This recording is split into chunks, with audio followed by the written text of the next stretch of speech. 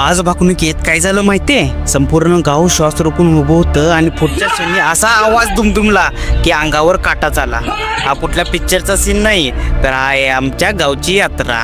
तर परंपरा जर कुठं जर जपून ठेवल्या असतील तर ते आपल्या गावातच आहे आणि त्याचं उत्तम उदाहरण म्हणजे एक माझं गाव. आज यात्रेचा पहिला दिवस होता. सकाळी बरोबर 3 वाजता सनीच्या सुरांनी जाग आली. थंडगार वारा, काळोख आणि ड्युटीच्या उजेडात भैयाची सासनकाठी देवळाकडे निघाली. एकामागून एक काट्या जोडत गेल्या. पहिला जाधवांची, मग मोहित्यांची आणि शिवनेरी चौकात गेल्यावर पवार आणि कुर्ण्यांनी साथ दिली आणि वरतीकडनं माळावरनं 2 काट्या आलेल्या होत्या. मामा तब्बल 50 वर्षापासून ड्युटीची परंपरा जपतायत. तो उजेड फक्त ड्युटीचा नव्हता, तो उजेड होता आपल्या संस्कृतीचा. मंदिरासमोर सगळ्या काट्या उभ्या राहिल्या. ड्युटीच्या प्रकाशात जल्लोष उसळला, अंधारात दीपमाळ उसळली आणि देवळात हेडामाचा नाच चालू झाला. मामाने तांदूळ वाटलं आणि नंतर देवाची आरती झाली. पण सगळ्यांची नजर होती एका क्षणावर. भाकणूक. देवऋषी बाहेर आले. गादीचा मान राखत भाकणूक सुरू झाली.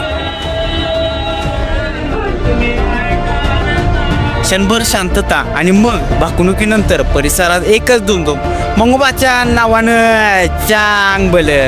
अशा परंपरा फक्त पाहायच्या नसतात, तर त्या मनात साठवायच्या असतात आणि आपल्या मातीचा अभिमान असाच जिवंत ठेवायचा असतो.